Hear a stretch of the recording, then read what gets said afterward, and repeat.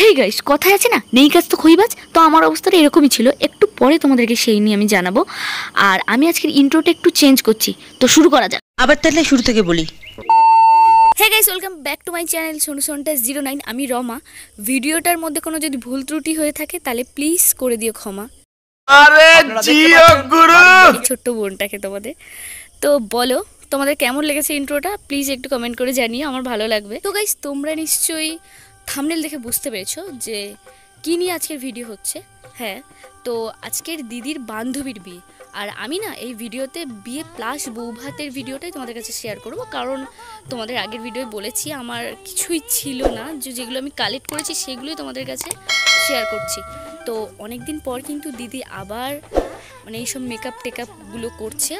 বলতে গেলে বিয়ের আগে অনেক কটা করতো, তো তারপর বিয়ে হয়ে গেছে, দু একটা ছিল, আবার অনেক দিন পর ওর একেবারে বান্ধবীকে টাচ আপ দিচ্ছে। তো এই সময়টা কিন্তু দিদির বান্ধবীর আশীর্বাদ ছিল, তো এরকম অর্ধেক সেজে বাইরে চলে গেছে। তারপরে ফুল লুকটা দেখাচ্ছি, দাঁড়াও।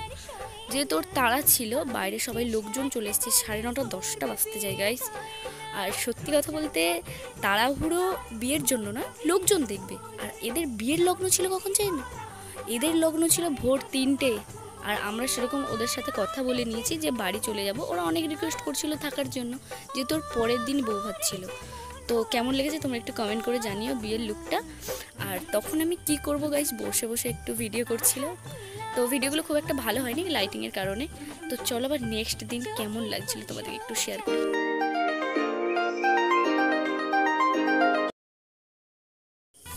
তো গাইস, পরের দিনের ভিডিও নিয়ে আবার হাজির হয়ে গেছি। আর আমরা কিন্তু তাড়াহুড়ো করছিলাম গাইস, কারণ আগের দিন একটু প্রবলেম হচ্ছিল, যেহেতু আশীর্বাদ ছিল আর লোকজন চলে এসেছিলো, তাড়াহুড়ো হচ্ছিল। তাই আমরা পরের দিন বলেছিলাম যে 3টে থেকে আরম্ভ করব, যেহেতু রিসেপশান সন্ধ্যে থেকে লোকজন আসা আরম্ভ করবে। তো আমরা কিন্তু 3টেই বলেছি, তাও 4টে থেকে বসে পড়েছি। আর দিদি কিন্তু এখানে মানে আরম্ভ করে দিয়েছে। আর আমি আবার একটু সাহায্য করতে করতে তোমাদের কাছে টুকটুক করে ভিডিও করছিলাম। তো তোমরা দেখো কেমন লাগছে লুকটা। তো গাইস, ছোট্ট করে একটা ব্যাপার বলি, যেটা হয় বিয়ের দিনে না একটু প্রবলেম হয় সাজানোর জন্য, একটু ডাকে, তাড়াহুড়ো করে, কারণ রিচুয়ালস থাকে অনেক, ওই নিয়মগুলো করতে উঠতে প্রবলেম হয়ে যায়। বৌভাতে সেটা হয় না, তো এই দিদিটার ক্ষেত্রে হয়েছিল, তাই ইজিলি সাজানো হয়ে গেছিলো। তো কেমন লাগছে লুকটা প্লিজ কমেন্ট করে জানিও।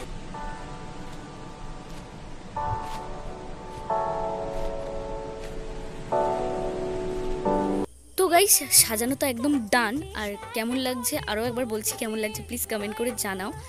আর ওই দিদিটার পাশে কেউ ছিল না ধরে যে নিয়ে গিয়ে বসাবে, তো তাই আমি বললাম যে চলো, সেই তো তোমাদের বাড়িতে গিয়ে সেজে আসবো, তো তোমাকে বসিয়ে দিয়ে তারপর বেরোচ্ছি। আর হ্যাঁ, ওই দিদিটার বাড়ি আর দিদিটার মানে যে জামাইবাবুটার বাড়ি পাশাপাশি, বলতে গেলে একদমই কাছে। তো সেই জন্য আমরা কি করেছি যে দিদিটাকে বসিয়ে দিয়ে ওই দিদিটার বাপের বাড়িতে গিয়ে রেডি হয়ে তারপরে এসছি। আর এসে দেখলাম এই দারুণ গিফট, এই যে ফ্রেমটা না, তো এই দাদাটার বন্ধু বানিয়ে একবারে রিসেপশনের দিন মানে নিয়ে এসছে। তো ভাবলাম এটা একটু তোমাদের কাছে ছোট্ট করে শেয়ার করি। তো ভিডিওটা ভালো লেগে থাকলে লাইক কমেন্ট চ্যানেল সাবস্ক্রাইব করো। তারপর খেয়ে দিয়ে বাড়ি চলে গেছিলাম, একটু কিছু ফটো তুললাম। তো আবার একটা নেক্সট ভিডিও নিয়ে আসছি, তো দেখতে থাকো। বাই।